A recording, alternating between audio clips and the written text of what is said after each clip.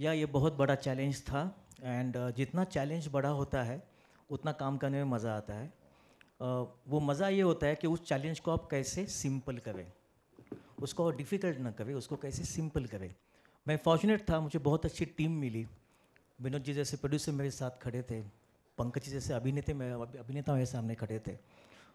तो ये जो प्रोसेस है, जो डिफ़िकल्ट टास्क को सिंपल बनाने की, वो फर्स्ट टास्क था मेरे माइंड में।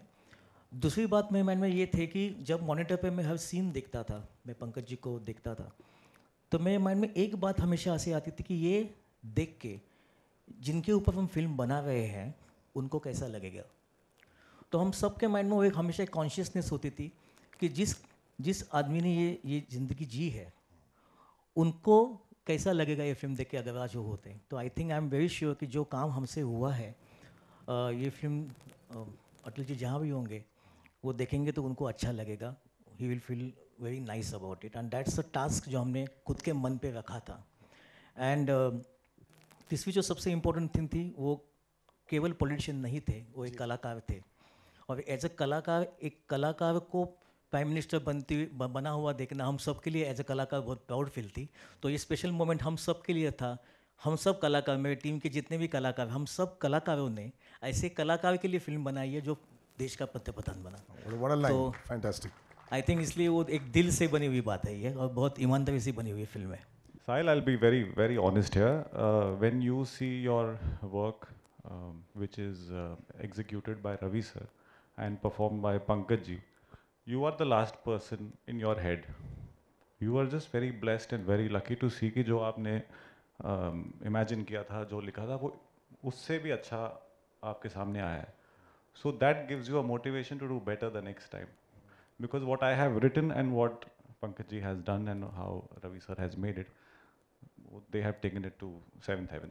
जी, प्रेशर एक्स्ट्रा नहीं था, वो बहुत मुश्किल था तय करना कि कितना मतलब इमिटेशन रखना है, कितनी मिमिक्री रखनी है या नहीं रखनी है, या उनके विचारों को रखना है। क्योंकि जो व्यक्ति जिसके बारे में ऑलरेडी वीडियो दस्तावेज बहुत उपलब्ध हो, उस व्यक्ति का रोल करना, फिर ऐसा क्या करें कि लोगों को अगर उनका मूल रूप देखना हो तो स्पीचेस में मिल जाएंगे यूट्यूब पे। बिल्कुल बिल्कुल। तो ये मुश्किल टास्क था मेरे लिए, और वो फिल्म देखेंगे तो पता चलेगा कि हमने क्या प्रयास किया है और उस प्रयास में, उस एक्सपेरिमेंट में हम कितना सफल होते हैं।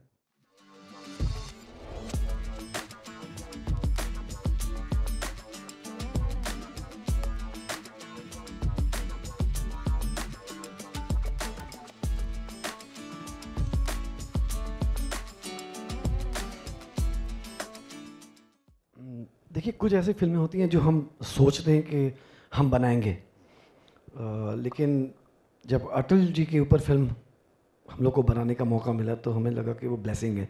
मतलब हम एज अ प्रोड्यूसर हम सोच नहीं सकते थे ये पिक्चर इस तरीके से बनेगी। It came as a blessing and जब हम पहली बार सीधा एक ही एक्टर के पास गए थे और वो अटल जी यहीं खड़े हैं समझिए।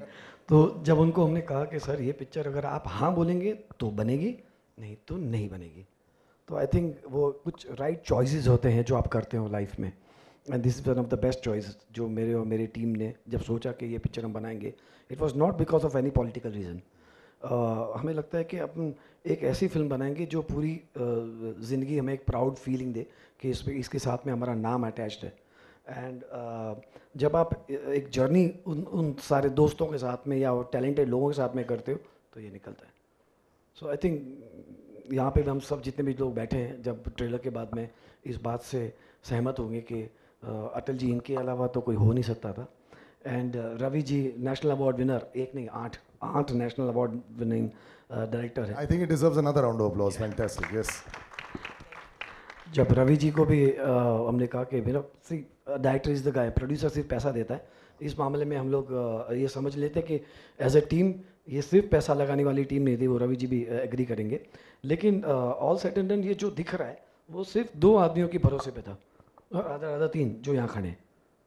ऋषि also because he wrote the film. Tightness 2 घंटे की पॉसिबल नहीं है यार। उनका 40 साल का एक सफ़र था, उसको हमने तो बोल दिया भाई 2 घंटे से ऊपर नहीं होगा। Yes. हमने कह दिया 2 घंटे में बना दो, पॉसिबल होना चाहिए ना. So I think Ravi ji and Rishi made that happen on paper first. जब तक हमको पेपर पे वो पिक्चर दिख नहीं रही थी, हमें आगे नहीं बढ़ना था. And then obviously there are so many stories which I will keep on talking about Atal ji, which is Pankaj ji. मेरे से मुंह से अभी पंकज जी नहीं निकलते, मेरे से मुंह से भी अटल जी ही निकल रहे. मतलब मैं इनको कितना बोलता हूँ, यार संत आदमी हो आप तो, दिखते हैं ऐसे, शक्ल पर ऐसे वो. मतलब खिचड़ी खाते हो. कोई नहीं, हम एक 46 डिग्री में शूट कर रहे थे लखनऊ. आई गो ऑन, हाँ मेरे को स्टॉप कर देना. प्लीज.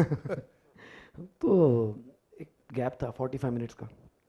आई थॉट अभी जाएंगे अपने वैन वगैरह में. तो मैं रवि जी को पूछा, अरे कहाँ गए? बोले नहीं दिख नहीं रहे. तो वैन में नहीं थे. बस ही जस्ट वेंट देयर, जहाँ पे एक जगह थी वहाँ पे वुडन प्लैंक्स वो थे ना सीटिंग. हाँ. He was sleeping. अरे. मैं से वहाँ बैठ गया. मैं बोला बॉस ये शिद्दत से अगर कोई पिक्चर बनाता हो ना, तो वो पिक्चर मतलब वो फिल्म नहीं, वो उनकी लाइफ के हिसाब से अगर वो बन गई, वो कोई और बना ही नहीं सकता है. So I think now when you will see the film, आपको लगेगा कि बॉस ये कुछ जादू हुआ है, मैजिक हुआ है. एक महत्वपूर्ण व्यक्ति के जीवन को, जो बड़ा ही एक्स्ट्राऑर्डिनरी अद्भुत जीवन रही है, बायोपिक इसीलिए बनती है कि हम अगली जनरेशन को, अगली पीढ़ी को हम उनके जीवन के बारे में बता पाएँ और वो प्रेरणा दे पाए. बायोपिक का एक पर्पस तो एंटरटेनमेंट होता ही है, लेकिन साथ साथ इंस्पिरेशन होता है कि क्या लाइफ जर्नी होती है व्यक्ति की, किन चुनौतियों से निकल के आता है और कहाँ तक जर्नी यात्रा पहुँचती है. तो प्रेरणा के तौर पे ही मैं पहले देखता हूँ.